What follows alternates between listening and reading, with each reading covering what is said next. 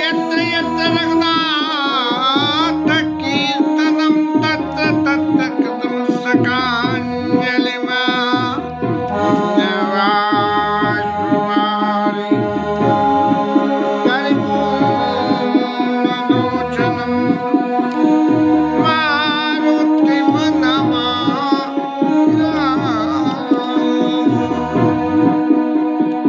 भरत दरस देखत कुलेउ अवलोकन करवा।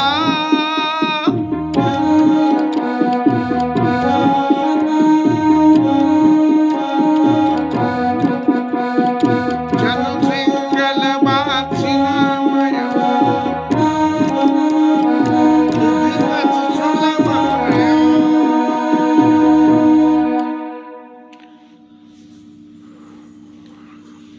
कल तो थोड़ा सा विक्षेप हो गया, आवाज का भी बिजली का भी।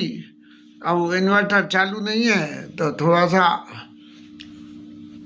डिसअपॉइंटमेंट ही रहा। बड़ी मुश्किल से तो, नहीं तो हाल जरा सी कोई भी विघ्न आ जाती है तो सबसे पहले कथा ब्रेक हो जाती है। बोले माला कर लो और भगवत नाम तो जप करना ही है। भगवत गुणानुवाद और भगवत नाम में कोई फर्क नहीं है। चाहे नाम जप करो चाहे भगवान के गुण गाओ, बात दोनों एक ही है। यूँ करके आवाज भरत जी महाराज अपने गांववासी जो सब आपस में बात कर रहे हैं कि भाई वो जो पहले दो गए थे वो कुछ और थे और ये कुछ और है। और फिर जब उनकी सारी कथा गांव वालों को पता लगी तो सब कहने लगे कि हमारे तो भाग्य जग गए।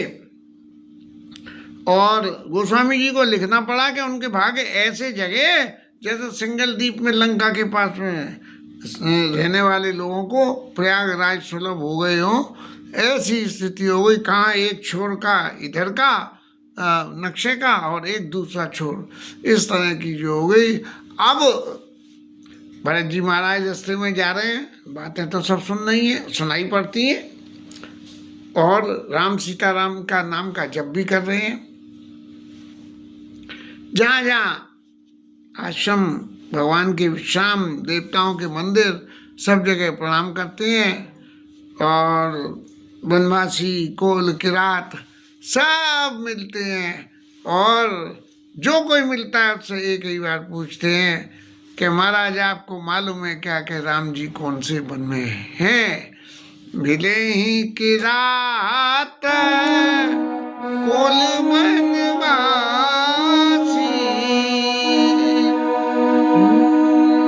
बेखानस पट गई दासी।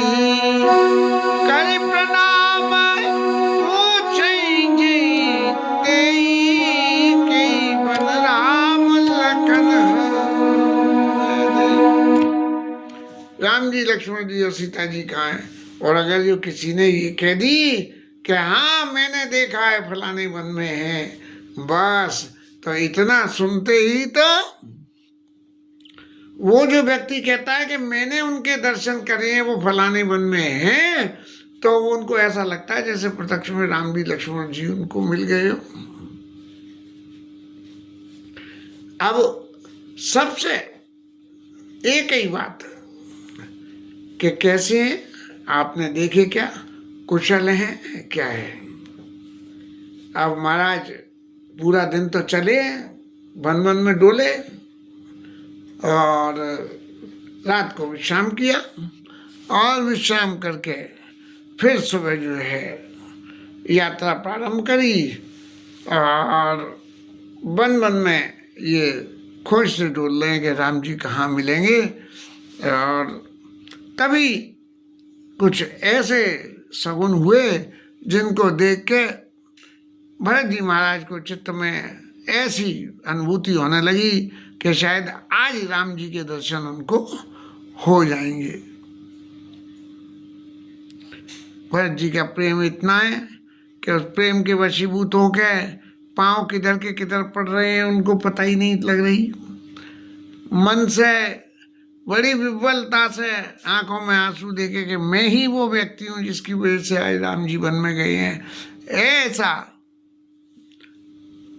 अपने मन में विचार करते हुए भरत जी महाराज चल रहे हैं तभी एक ऐसे स्थान पर पहुँचे कि जहाँ जो है निषाद राज ने भरत जी को दिखाया कि महाराज जरा आप इधर आइए और इस पर्वत के ऊपर में चढ़ के जरा देखिए। और देखो वो जो दूर एक पेड़ दिखाई दे रहा है, राम सखाते समय दिखावा, शैलज रोमाणे सहज सुहावा। उस पर्वत के दर्शन कराए जो सहज ही सुंदर, ऐसा और सबसे ऊंचा। और क्या कहा कि महाराज देखो ये जो पर्वत है ना, इस पर्वत के पास में एक नदी भी बहती है। हाँ, और उस नदी के किनारे दोनों भाई के समय सीता जी और वहाँ रहते। अब जब उस पर्वत के दर्शन करके और भरत जी महाराज तो पर्वत को ही प्रणाम करने लगे कि धन्य हो पर्वतराज, जो तुम्हारे पास में राम जी बस रहे हैं, एक हमें कि जो हमको छोड़ के चले आए। तब जो है अब भरत जी महाराज की तो स्थिति ऐसी हो गई कि बिल्कुल जैसे अब तो मिल ही गए, क्योंकि पहले शकुन हो गया और अब उनने बता दिया। तब जो है भरत प्रेम ते समय जस तस कही सकई न शेष, कभी अगम जिमि ब्रह्म सुख मम मलिन जनेश। भरत जी की दशा ऐसी हो गई, इतना सुख मिलने लगा।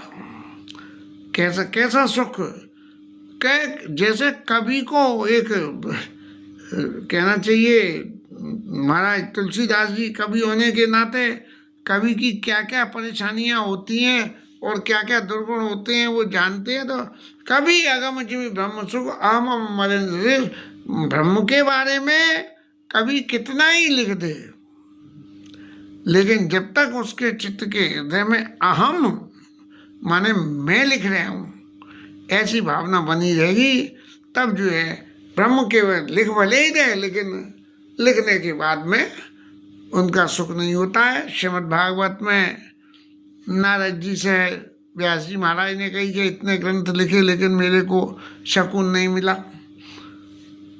अब यदि इन दोनों बातों को हम जोड़ दें तो ऐसा लगता है मम मलिन जनेश, माने वेद व्यास जी महाराज ने रचना करी, रचना करके कहीं न कहीं अपने आप को वहाँ खड़े पाया कि ये रचना मेरी वजह से हो रही है, इसलिए ब्रह्म के बारे में वो सुख व्यास जी महाराज को नहीं मिला।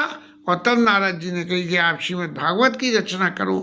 तब उस रचना को करने से व्यास जी महाराज के चित्त में संतोष हुआ और भगवत लीला के सुख का उनको अनुभव हुआ। इस तरह से जो है ऐसी परिस्थिति में भरत जी महाराज चले जा रहे हैं और करते करते जो है चलते चलते रात्रि हो गई। माने पहाड़ों पर तो बहुत ऊंचे पे चढ़ के दूर से बहुत दूर से दिख गया, तो लेकिन सीधी सीधी रास्ता तो बहुत दिखती है, लेकिन जब नीचे नीचे घूम घूम के चल के जाते हैं तब तो रास्ता बहुत लंबी हो जाती है। तो यहाँ जो है भरत जी महाराज चलते चले जा रहे हैं, रात्रि विश्राम कर रहे हैं। वहाँ राम जी महाराज सीता जी विश्राम कर रहे हैं और रात्रि को वहाँ राम रजनी अवशेषा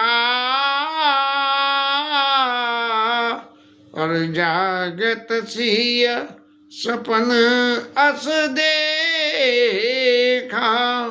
सीता मैया को रात को सोते में जो है स्वप्न आया और उस स्वप्न की वजह से उनकी आंखें खुल गईं। और क्या स्वप्न देखा, क्या देखा, सहित समाज भरत जनु आए। ऐसा लगा कि जैसे पूरे समाज को लेकर भरत जी महाराज पधार रहे हैं, यहाँ आ रहे हैं। और नाथ वियोग ताप तंताए, जैसे आपके वियोग के विरह में उनके शरीर को तपा के सुखा दिया गया हो, ऐसे जो है नाथ की आपके वियोग से दुखी होके और भरत जी महाराज यहाँ आ रहे हैं। और माताओं की तो जो छवि मैंने देखी उस छवि का मैं वर्णन नहीं कर सकती हूँ। देखी सासुआन अनुहारी, मैंने स्त्री का सबसे बड़ा क्या होता है कि बोले सौभाग्य, और सौभाग्य नहीं हो तो उस बात को बड़ी साइलेंट लैंग्वेज में सीता जी ने कही, देखी सास आन अनहारी। और ऐसे राम जी महाराज ने जब सुना तब उनकी नेत्रों में आंसू भरी आए। और जो सबके सोच को छुड़ाने वाले राम जी महाराज, सारे तापत्रय विनाशाय जिसका चरित्र हो, वो खुद भी सोच के वशीभूत हो गए और मन में सोचने लगे कि क्या है क्या नहीं है। अब इसके अर्थ तो कई निकलते हैं, अभी सब सामने आ रहे हैं कि लखना सपना यह नीकी न होई, कठिन कुचाली सुनाई कोई। लक्ष्मण देखो, ये जो सीता मैया ने जो स्वप्न देखा है ये नीक नहीं है, क्योंकि देखी सास आन अनुहारी, दूसरे स्वरूप में माताओं का, वही स्त्री का या तो क्या नाम है सौभाग्य चिन्ह समेत दर्शन या बिना सौभाग्य के दर्शन, दो ही रास्ता है। तो वो जो आन अनुहारी देखा, इसलिए कोई बड़ी ऐसी बात कोई आके हमें सुनाएगा कि क्या हुआ है और क्या नहीं हुआ है। भले ही भरत जी महाराज जो है नाथ वियोग तापतंताए आ रहे हैं, लेकिन फिर भी इसके अलावा भी कुछ और बात है। और ऐसा करके महाराज जब इस तरह के स्वप्न आए तो नींद उड़ जाना सहज बात होती है।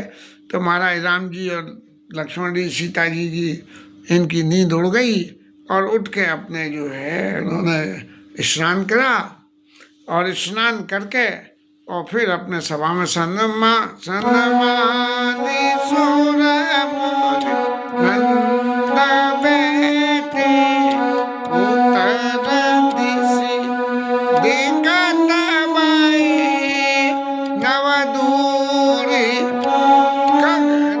दूरी कगमग भूरी बागे विकल प्रभु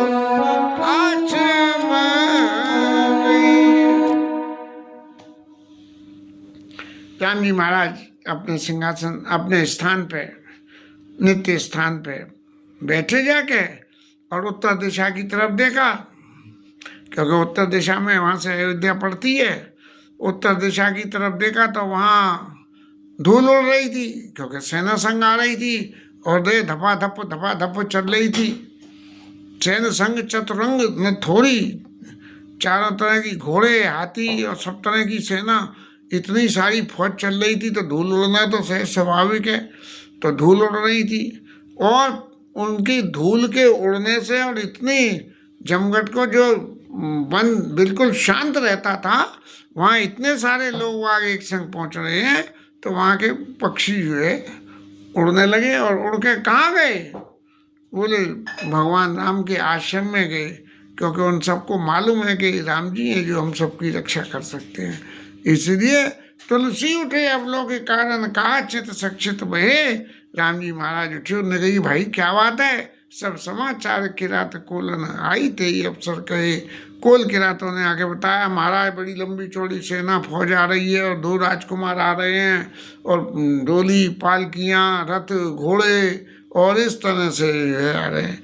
अब सुमना तमंगल मन प्रमोद तन पुलक बड़ी शरद सरोरु नैन तुलसी बरे सुने। अब राम जी महाराज के मन में क्या है कि देखो, ये जो सीता जी ने ये कहा कि सही समाज भरत जनु आए, इसका मतलब भरत जी जो है समाज के साथ में आ रहे हैं। और भरत जी का तो नाम सुनते ही जो है ऐसे शरीर में पुलकायमान हो गया राम जी महाराज के, सिर्फ भरत जी के नाम को सुन के शरद सरोवर नैन, जाड़े में खिले हुए कमल में शरद सरोवर नैन तुलसी भरे सने जल। कमल में जैसे पानी की बूंद डल के चमकने लगती हैं, ऐसे ही जो है भगवान की आंखों में जो है अश्रुजल मोती की तरह से बन के चमकना। और फिर मन में सोचने लगे राम जी, अब यहाँ दो अर्थ हो जाते हैं। बहुरे सोच बस भेष ये बरनू और कारण कवन भरत आगमनु। भैया भरत जी महाराज क्यों आ रहे हैं यहाँ, ये सोचने की बात है। तब इसके दो अर्थ हुए कि एक ने तो आके ये कह दी कि बहुत सारी संग में सेना है। अब जब इतनी सारी सेना लेके आ रहे हैं तो राम जी के मन में तो बड़ा संकोच हो गया कि ये सेना आने का। वहाँ निषाद राज ने तो जो है पहले ये कह दिया था कि भरत जी जो है लड़ाई लड़ने को आ रहे हैं। यहाँ लक्ष्मण जी के मन में कुछ न कुछ क्षोभ था ही, लेकिन राम जी महाराज अपने मन में क्या सोच रहे हैं, वो ये सोच रहे हैं कि ये भरत सेना को लेके इसलिए आ रहे हैं कि वन में आके मेरे को राज तिलक सौंपेंगे। तो जब राजा को राज तिलक होता है तब जो है सलामी दी जाती है, इसलिए संग लेके आ रहे हैं। और यदि इसका जो है लौकिक जगत का अर्थ निकालें, बोले इतनी सारी सेना लेके आ रहे हैं तो उनके चित्त में कोई खोट है। अब राम जी तो सोच में पड़े हुए हैं कि भरत आएगा और भरत आके और राज तिलक की बात कहेगा तो मैं उसको मना कैसे कर सकूंगा, क्योंकि शिष्पद ते पर हरे न संगू कबू न कीन मोर मन भंगू। भरत जी महाराज ने ये कही है, और मैं प्रभु कृपा रीत जिये जोई हारे खेल जिता वही मोई।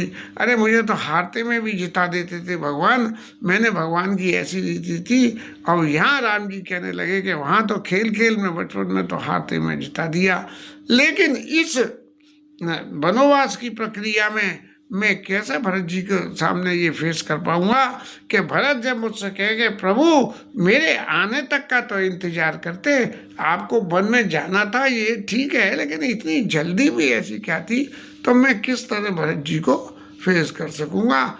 लक्ष्मण जी महाराज ने इस लीला के दर्शन करे राम जी की, और बड़े जो है वो जो कहते हैं कि जिसके प्रति अतिशय प्रेम होता है और वहाँ जरा भी संशय की बात हो तो चित्त में उत्तेजना पैदा हो जाती है।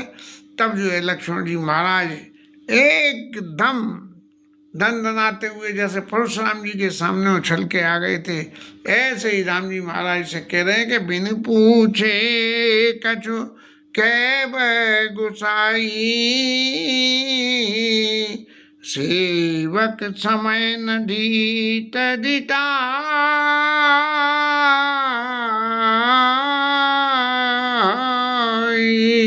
महाराज आपके बिना पूछे ही मैं कुछ कह रहा हूं। ये क्यों कह रहे हो? बोले सेवक समय न ढीठ ढिठाई, जब स्वामी के ऊपर का समय सही नहीं हो तब जो है यदि सेवक कोई ढीठता करके किसी के संग कोई 19-21 बात कर दे तो वो उसकी ढीठता में नहीं गिनी जाती है। करे ही स्वामी तो सेवक सोई दूषण कोट दे, लेकिन कोई स्वामी का हित होना चाहिए, बस यही बात मन में विचार होना चाहिए। इसलिए यदि मैं आपसे बिना पूछे के बिना आपकी आज्ञा के आपके सामने कुछ कहता हूँ तो ये मेरी ढीठता की गिनती में नहीं आएगी, बल्कि मेरी आपके सेवक की सेवा भावना के गुण में आ जाएगी। और प्रभु आप कैसे हैं, तुम सर्वज्ञ शिरोमणि स्वामी और आपो नहीं समझी कहूँ अनुगामी। महाराज आप तो सर्वज्ञ हो, सब कुछ जानते हो, और क्या हो कि ऐसे स्वामी सर्वज्ञ शिरोमणि स्वामी, जो स्वामी है उनके में भी शिरोमणि हो, लेकिन फिर भी आप इतने कितने ही आप में गुण हो, लेकिन उन सब के बावजूद भी जो मेरी समझ में बात आती है वो बात आपके सामने कहता हूँ। हो सकता है वो बात गलत हो। क्या है कि नाथ सुहृद सुटि सरल चितशील सदेह सब पर प्रीत प्रतीत जिय जानी आप समान। महाराज आप तो सीधे साधे हो, आपको कोई फर्क नहीं पड़ता, भरत कुछ करें शत्रुघ्न कुछ करें माता कैकेयी ने कुछ करा, आपको कोई फर्क नहीं पड़ा, और आप जैसी सब लोगों के ऊपर प्रीति करते हो आप करते हो, ऐसे ही समझते हो कि दूसरे भी आपको विपरीत है, जबकि स्थिति इसकी विपरीत है। ये संसार के नियम की बात है। लक्ष्मण जी महाराज राम जी के सामने ये शब्द जोड़ के रख रहे हैं कि विषयी जीव पाई प्रभुताई। ये जो संसार में रमण करने वाला जीव है, विषयी जीव है, जो विषयासक्त बना रहता है, जिसको हर वक्त जीवन में कोई ना कोई चाहना रहती है, पाई प्रभुताई मूल मोह बस होई जनाई। यदि उसको जो है कोई प्रभुता मिल जाए तो वो जो है अपनी मूर्खता के वशीभूत होकर और सब लोगों को ये दिखाता है कि मेरे को ये मिल गया, मंत्री पद मिल गया मेरे को। भरत जी महाराज हमारे नीति रत हैं, नीति जानते हैं, साधु हैं और चतुर हैं, और आपके चरणों में उनका अत्यंत प्रेम है। और ये सारी बात, ये बात सब संसार जानता है। लेकिन महाराज यहाँ बस एक गड़बड़ी हो गई। तेऊ आज राम पद पाई चले सकल धर्म सदे धर्म मर्याद मिटाई। ऐसे भरत जी महाराज जो इतने साधु हैं, नीति रत हैं, आपके चरणों में प्रेम है, वो भी आपका पद पाके जो है उस पद की गरिमा को मिटा के चल दिए। क्या मिटा के चल दिए?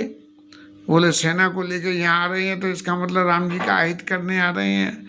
लेकिन धर्म की मर्यादा क्या मिटी? कि राज्य उनको मिला तो राज्य स्वीकार करने से पहले राम जी के पास आ रहे हैं। यदि राज्य स्वीकार करने के बाद आते तब तो चले धर्म मर्यादा मिटाई कि राजा बन के और सेना लेके आ रहे हैं कि अब तो मैं राजा बन गया राम जी महाराज, अब आप मेरे अंडर में रहोगे, अगर लौट के 14 साल बाद आ जाओगे तो भी। लेकिन भरत जी महाराज चूंकि पहले आए, पहले राज्य संभालने से पहले चले सकल धर्म मर्यादा मिटाई, और कुछ अवगुणों का समावेश और लक्ष्मण जी महाराज ने कर दिया कि दोनों भाई जो है, भरत जी और शत्रुघ्न जी महाराज जो है, सबरी जो है दुनिया भर की कुटिलता मन में भर के और यहाँ आ रहे हैं। और कुटिलता यदि नहीं होती तो ये सेना को काहे को संग लाते, जबकि सेना इसलिए संग आ रही है कि राम जी को राजा का मान सम्मान देना है। तब जो है यदि इस विपत्ति में रथ घोड़े हंस, रथ घोड़े हाथी, इन सबको लेके जाने की क्या जरूरत थी? लेकिन राम जी को जब राजा बनाना है तो राजा बनाने के लिए राजा के राज्याभिषेक की जो मर्यादा की पूर्ति होनी चाहिए, उस सारी पूर्ति के लिए सब सेना को संग ले रहे हैं। और महाराज इनकी तो क्या सस्यकृति है गामी न चढ़े भूमि सुरजान, और लोग वेदते विमुखवा अधम न बेनु समान। ये पुराने इतिहास की बातों को कहते हुए कह रहे हैं कि चंद्रमा महाराज जो है वो गुरु पत्नी के ऊपर सवार होके आ गए, और बेनु महाराज ने क्या कुछ और नया नाटक कर दिया। इन लोगों का चरित्र बड़ा खराब रहा। और सहस भाव सुरनाथ शंकु कई न राज मद दीन कलंकु। अरे सहस्त्रार्जुन ने जब जो उसको राज्य मिल गया तब उसने क्या क्या नहीं किया, और राजमद ने किस किस को जो है बदनाम नहीं किया, बर्बाद नहीं किया है। लेकिन एक सबसे बड़ी बात है, प्रभु जो बिन पूछे कछु कहे गोसाई सेवक समय न ढीठ जुटाई। महाराज एक बात आप समझ लो, भले ही भरत जी आपकी जो है मर्यादा को मिटा के और आपके पास चले हो, लेकिन यदि उन्होंने लक्ष्मण की कोई मर्यादा को मिटाया तब जो है मैं उस बात को बिल्कुल बर्दाश्त नहीं करूँगा। भरत कीन यह उचित उपाय और रिपु रन रिंच न राखव काऊ। भरत जी ने ये तो बहुत अच्छा करा कि भाई अपने दुश्मन को, अपने ऊपर चढ़े हुए ऋण को किंचित भी बाकी नहीं रखना चाहिए, चुका देना चाहिए। माने एक तरह से राम जी के संग में ये भरत लक्ष्मण जी महाराज कह रहे हैं कि मैं भरत जो है राम जी को अपना दुश्मन मान रहे हैं, जबकि परिस्थिति कुछ और है। और फिर बस इतना कहते हुए लक्ष्मण जी महाराज तो तुरंत नीति रस में ऐसे बह जाते हैं और कहने लगे कि भरत कीन यह उचित उपाय रखा हुआ, एक कीन नहीं भरत विशेषी समर एक कीन नहीं भरत बलाई निद्रे राम जान असहाई। बस उन्होंने और जो कुछ करा, जैसा भी करा, वो जानते हैं।